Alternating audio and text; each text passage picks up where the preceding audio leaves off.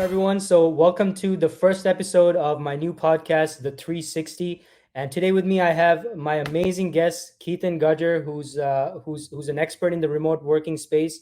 And what we're going to be talking about is the various aspects of working with remote teams. So, first of all, Ketan, thank you so much for joining me here. I know you invited me as a guest on your podcast as well. So, I'll share those links so people can check that episode out and check out your podcast. But thank you so much for joining me and really excited to have you here. Thanks for having me on your first podcast, Dean. Really excited to be, sharing, about remote working, remote workforce, and then, various factors. So once again, thanks for having me as your first guest. My pleasure. And yeah, I mean, remote working is, I mean, especially since the advent of COVID, I mean, so many people have gotten into more remote positions. It's definitely a very hot topic. So before we get into that, Caitlin, can you tell us more about yourself and give us an introduction of who you are and your involvement in the remote work and RPO space? Sure, absolutely. So, recruiting and outsourcing, these two industries, have changed my career and, my trajectory of my career. And these two, sectors actually helped me build, whatever I am today. So, I founded RPO Arena back in the pandemic in 2020. Obviously, in my previous life, I was instrumental and actually, developed, large-sized offshore RPO teams for recruitment and staffing agencies from the UK and the US. Uh, so I've been on the other side of the table, actually, even pre-pandemic, in terms of remote staffing or remote work, actually working for various clients. So yeah, that's my experience. We work with recruitment companies, in the UK and the US, helping them build remote teams. So that's all we do. That's amazing, and I also highly recommend everyone follow Ketan on Twitter as well, and I'll share your Twitter details in the description for the video as well, because Ketan shares so much amazing tweets and information on there. So Ketan, thinking on why do companies want to invest in remote workers? Like, what are the key benefits to having a remote team in place? Well, if you look at, and especially after COVID or after the pandemic, or even right now, one is, there's a massive skill shortage, and then what this has done is, actually it has opened up a Pandora box of talent globally, for companies to access. So earlier, they had a limited talent pool. So right now, if you're a company in Canada or the US or the UK, wherever you are, you have access to talent globally, ranging from people working from home, part-time workers, housewives. So you're not limited to your pool of talent in 15-mile radius of wherever you are, which was the case earlier. That's one. Two is obviously the time difference, especially talking about recruiting. There are a lot of tasks which can be worked during out of hours, ranging from research, resume searching, even reaching out to candidates via emails or via LinkedIn messages.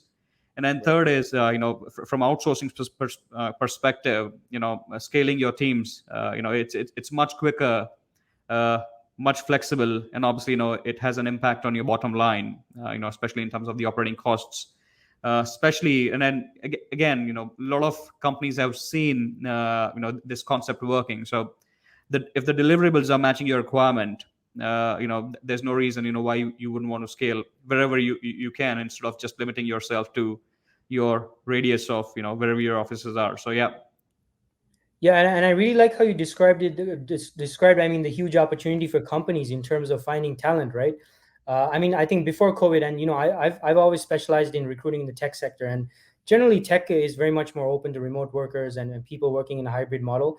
But still, prior to COVID, I felt like some hiring teams that they were insistent, no, we have to have people on site, and I feel like COVID kind of definitely changed that whole outlook, because businesses and organizations didn't have a choice.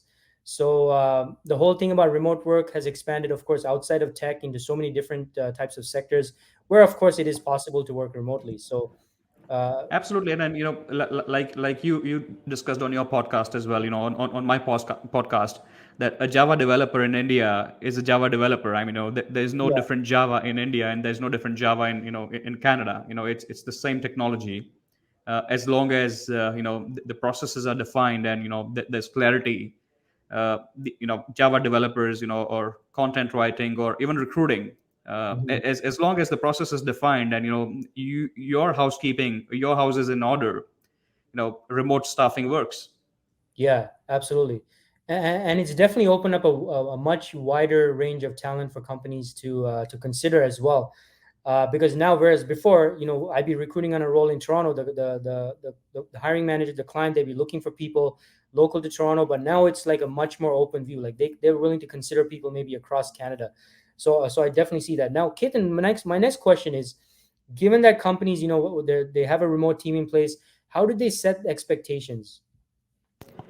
So, one thing in my career, in terms of setting remote teams or even offshore teams is there's an oversight when it comes to, people who are not in the office. So out of sight, out of mind. And then that's one scenario, which needs a strong attention even before you decide that, okay, fine, you can have a remote workforce or a remote team member.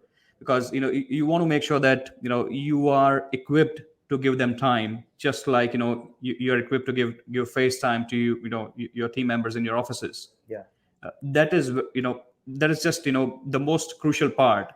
And then two is it's a mindset thing that again there's this mental block or mindset that people have that, okay, fine, it's a remote worker, so I don't need to give them equal attention. I can treat them differently. Yeah. Now, that is where the longevity of having a remote team member suffers, because they're already remote. And if you talk about the challenges, and that's one of the challenges as well, that because they're remote, you don't want to give them attention, or you are not able to practically spare time, even unknowingly, because they are not right in your offices. So that's one thing, when it comes to the process, that, okay, fine, I'm going to have somebody working wherever, India, Philippines, or even remotely, onshore in Canada. You're in Toronto, and you might have somebody in BC. It's still the same country, but it's still remote. So how are you going to work with the remote team members? So having a process in place makes a massive difference to make this model work. Yeah, and I think you pulled up a very important point, right? When you said out of sight, out of mind, because it can get very easy, especially if you have a hybrid team in place where some of the workers are on site, some of them are obviously remote, where it can be easy to forget about the people who are remote. It does happen more often than you think. We ourselves, have some remote team members, but having worked in this one, in this situation for years, we know, what is the downside, and then how can we mitigate. And then the biggest downside is not giving enough face time. And that's where the first thing, even from my recommendation perspective, is when you have a remote team member, what you need is clarity on what is the scope of work. What exactly do you want your team members working remotely to work on, and what are the deliverables. Hmm. Because if somebody's, and then there's no doubt that, okay, fine, you got somebody sat beside you, you can just pull them aside, or on your way out, or when you're walking Yeah. around, you can just tell them that, oh, hey, I asked you to do certain things, and obviously this is how we do it. But if it's remote, obviously there's a slight hurdle that, okay, fine, you have to get on a call, or you have to set up a Teams call. So having that process in place at least mitigates the issue of clarity, of Yeah. not having clarity. So if you tell me that, Ketan, you're going to be working with me, and then this is the process. So in terms of process, what I want you to do is, I want you to work as per a day plan. So every evening before you leave, why don't you send me your next day's plan, that, okay, AM, you're going to be working on these jobs, PM, you're going to be working on these jobs, and then next day morning when you come in, we have a morning meet again, just like you'd have a morning meeting with your team members in house. Yeah. The only difference is, obviously, it happens on a video conference, or Teams, or Zoom, or whatever tool you're using. So Mhm. that FaceTime is imperative. Yeah, that makes sense. And I think the expectations part, which you mentioned, is also very important because, you mentioned an example of, setting the expectation for the next day and what needs to be done and what the deliverables are and all that. But just a quick follow up question about that, Ketan. How does the manager, the manager, the executive, make sure that it's not bordering into maybe, what's the term? When you're too controlling of the employees. I can't remember the term off the top of my head, but you know what I'm referring to, right? Yes, and I think what happens is, and this is also a myth, that a lot of people believe that if somebody's working remote, they aren't working Micro effectively. micromanagement. Sorry, excuse me. Yeah, yeah, Micromanagement. That was exactly. And so there's this myth, and yes, in some scenarios, people would have heard and experienced that, okay, fine, my remote team member is not working effectively, yeah. or they're not delivering up to the level that I expect, or somebody like who's sat in house. But it's still borderline myth, I would say. Okay. uh, if they have if you got a process in place that, okay, fine, these are your key deliverables, and if they're delivering those numbers, uh, and when it comes to management, of course you're not supposed to check in every half an hour that, okay, fine, are you working? That is exaggerated micromanagement, Yeah. I would say, to mitigate that. And again, this depends on business to business. So we have some of our clients as well, and we got large teams. So for them, we set up a LED. Obviously, where the teams can communicate like this, face to face. So they've got Zoom or Teams, switched on throughout the day, and then we've got that set up here. So it Right. doesn't look like you're working in a different office. Yes, although you are, but you can communicate firsthand. And if there's a problem, they'll just ping on Teams that, okay, fine, hey, this is it.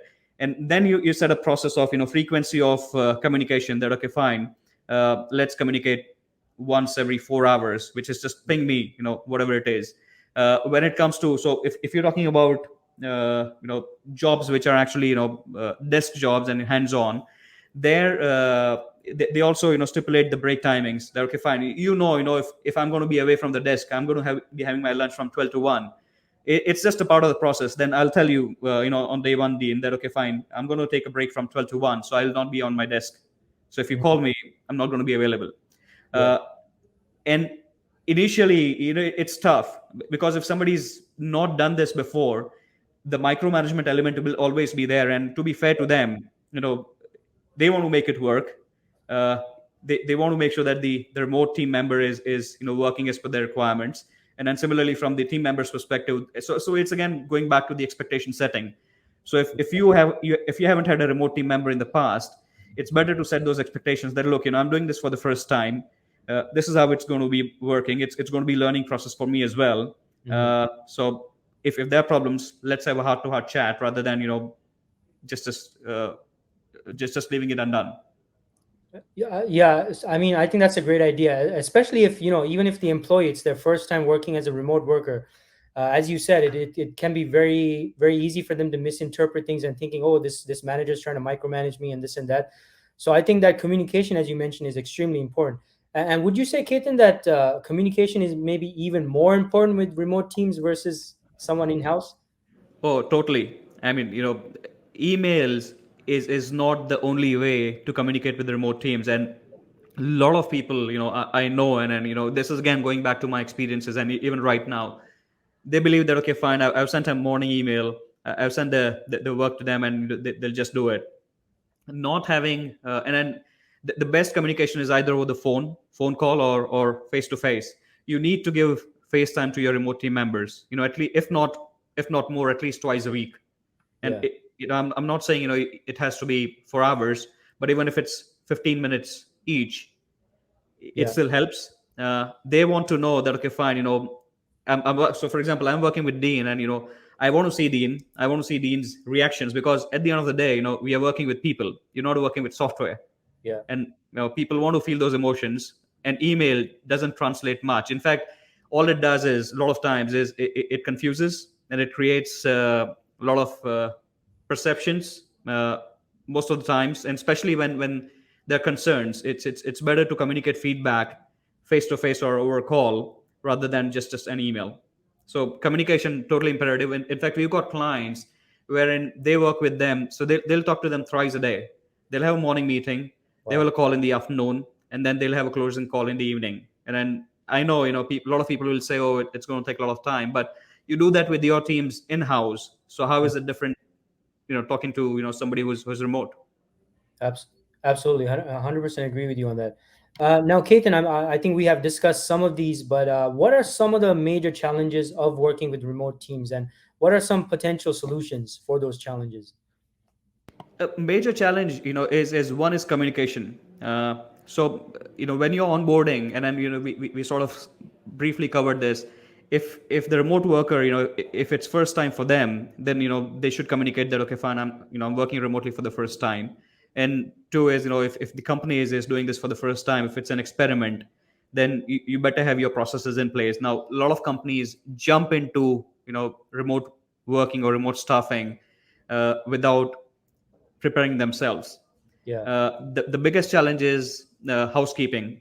So if your house is not in order, if your processes are not in order, having a remote team member is only going to complicate things, Yeah. and things are going to sort of fall apart probably as soon as week two.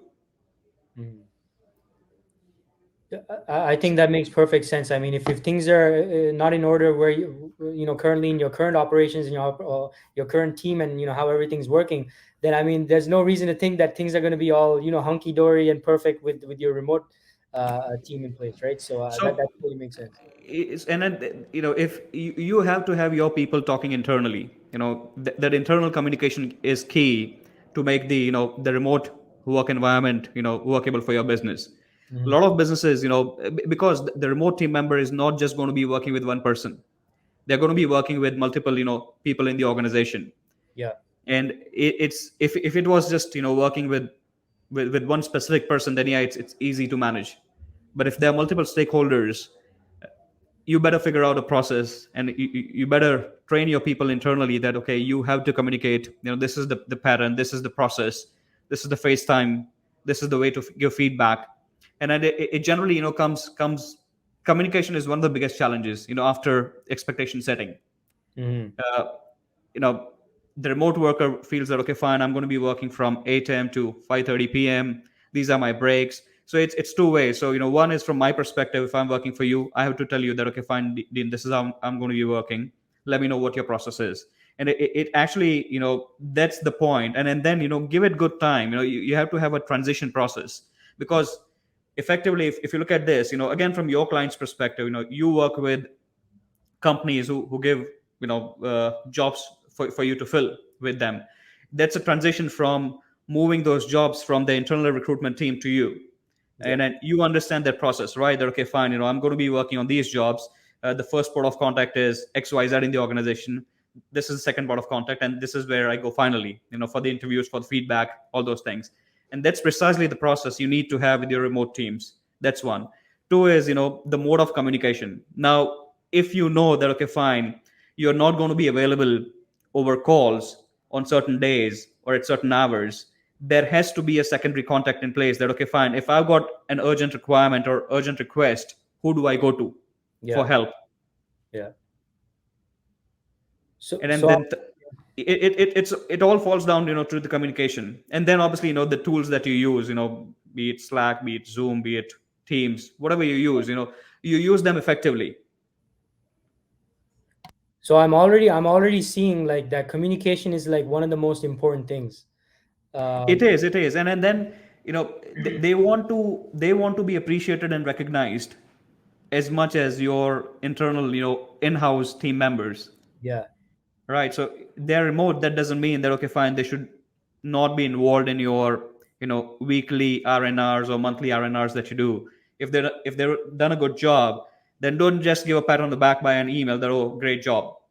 Yeah. Pick up a call, or have them on Teams. In fact, again, going back to our clients, we've got placers, we've got recruiters, and as soon as they've had a placement here, from here, they will do exactly the same thing that they do for the in-house staff. So they've got a big telly.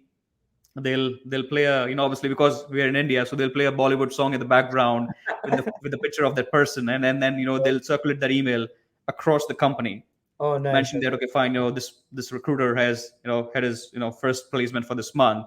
And then everybody will appreciate. And then obviously we have a weekly catch-up call with the client, when the client chats with the recruiters face to face like this. So the body language is an important part. Recognizing remote team members is important. You cannot leave them to fend for themselves, that, oh yeah, they're just wherever they are. Yeah. If they've got a problem, they'll call me. No. Yeah. Yeah. No, I really like that you send that email out like that. I mean, that's amazing recognition, right? So which brings me to my next question, Ketan, and I've read a few articles that have described this as maybe a setback, a potential setback for remote workers. That is do remote workers struggle to build the same strong rapport and relationships with their managers, with their coworkers versus, someone on site? Because, let's say you and I were working on site. Like I can always be like, hey, Ketan, what's up? Want to go out for lunch, during lunchtime, and we can go out for call, whatever, that kind of thing. So how do remote workers really, build those strong relationships versus on-site employees? Do on-site employees have an added advantage? What about, if they're vying for maybe certain promotions and stuff? How can they overcome that, and how did they deal with that? In my opinion, it takes a little longer to build those relationships. So of course, if somebody's working on site, if, physical presence matters. I mean, there's no doubt about it. But it doesn't mean that, okay, fine, somebody working remote cannot build the same rapport or engagement like your on-site workers. It's just that it takes time, because you're not in front of that person for those 8 hours. You're not sat right beside them. But we've got team members who are now friends with our clients.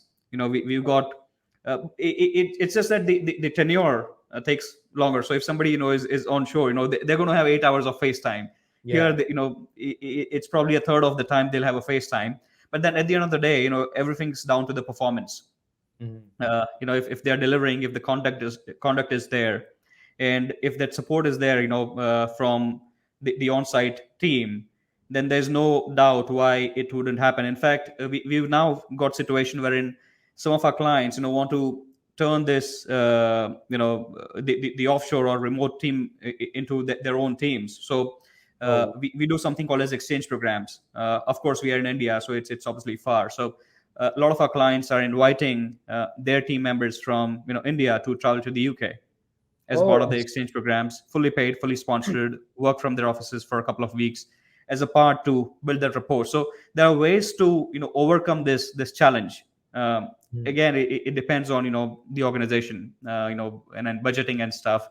How welcoming are you to invite your remote teams, and how welcoming are they to travel and work from your offices on site for a week, 10 days, whatever the duration is. But these things can be overcome, and then it's again down to the performance. uh, it leads to our first first topic, which is how to make it work. So Yeah. there's a roadmap as an organization you have to carve for your remote team as well. That, Mhm. okay, fine, they're in this certain role, how do we sort of give them career progression? Yeah. Got it. Got it. And now, Ketan, the next question I had for you was: I know we've been talking a lot about, obviously, the importance of communication, which I've seen is extremely important. What are some additional best practices for effective communication with remote teams? Always start with a morning call, even if it's 5 minutes. Even if it's just a phone call, don't leave it to email. That's one. Two is, if they're they should feel approachable, just like your on-site team members. So I shouldn't hesitate to contact Dean. That, okay, fine. I just had a call with Dean in the morning. I've got a question. It's just been an hour. How will Dean feel? Is he going to be put off by him? So th- that is non-negotiable. And then have a weekly catch up with your team members. Spare those 15 minutes to talk through how's the week been, Yeah. good, bad, ugly. And then if there's a backstory, and then if they've felt something bad about what you mentioned in the team meeting, so involve them in those weekly meetings that you have with your teams as well. Make Mhm. them feel part of that. Okay, fine, they are adding value. Don't again believe that, okay, fine, out of sight, out of mind. No, I just forgot to engage them. So that engagement is very important. And then comes the feedback, because they've done certain work for they've been working on your project, so they want to know if they're adding value and what value have they added. And then what do you expect from them in terms of the betterment. uh, Training and development is also an imperative part to make sure that, okay, fine, they're feeling a part of the team. Inviting them and onto your day. So we opened a new office just last month. And then we did invite, and a couple of team members who were remote, they came over as a part of the celebration. Nice. So it's all down to communication, constant engagement. Once in a while, our clients, so for example, they'll also profile their offshore team members with their senior management team, and the SMT will send a brief video, or that good job, or have them come on the call and have a brief conversation. So again, that acceptance, Hmm. what do you call inclusion, Inclusion, yeah. is important. They have to feel that they are a part of this organization, this community, instead of just somebody who's working standalone. And then it's more the loneliness. One factor you mentioned, that okay, fine, what is a challenge. Yeah. uh, there are times when the remote team members feel left out, especially I'm talking more about where I am in India, and then we've been recruiting heavily, and when we talk to some candidates, they're like, oh, I don't feel as a part of the team, although I'm part of a very large organization, but I feel left out. Yeah. Because all it happens is that yes, there are morning calls, but it's all work. And Hmm. yes, you want to talk work, but then if you're on site, you just don't limit yourself to work. Like you mentioned, you might go for a coffee, or you might go for lunch together, or if it's Friday, might grab a couple of beers. Yeah. So that engagement, okay, fine, how's your week been, how's your weekend, did you do anything special? That is how our clients engage with their remote team members, with their offices in in India. Gotcha, gotcha. Now, Ketan, I know we already discussed some, like, in terms of management and people management, and people's, maybe senior executives and managers, their management styles. We've discussed that a bit, and like, what other additional tips do you have, like, in terms of managers and executives who are managing these remote teams? Like, any certain adjustments? I know we spoke about communication, setting expectations. What other tips do you have for the people who are managing these remote teams? Well, I believe get away with the mental block of remote team. If it's a remote team member, then they're not going to be delivering as per my expectations. That's the biggest block. Okay, fine, because they're not sat beside me. They're not going to be as good as people who are working with me on site. Right. So it's a big block, and then having that superiority complex kills the Mhm. model even before you actually ventured out. And I'm not talking about outsourcing. I'm talking about remote team members. So Yeah. wherever they are.